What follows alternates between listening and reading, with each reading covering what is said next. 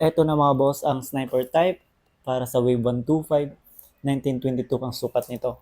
So compatible sa 57mm na bore. Ayan. So unboxing natin. Check natin yung mga laman. Ito yung valve spring, cover. Ayan. Head cover, bolt washer. Ayan.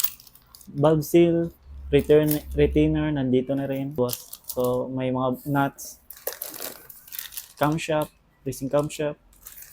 Ito yung manifold mga boss. Yung camber niya mga boss ito. Rocker arm, rocker pin.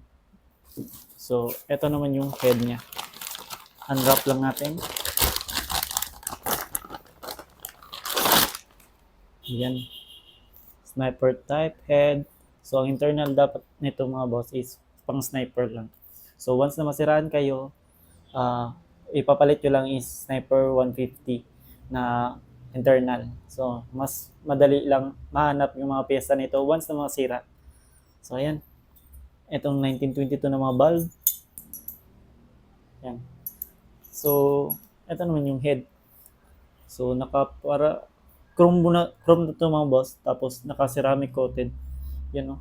Naka-ceramic coated yan. Then, napakaganda rin yung pagka-porting. So, 1922, bagay sa 5.7 na bore. Yan. So, available to our shop.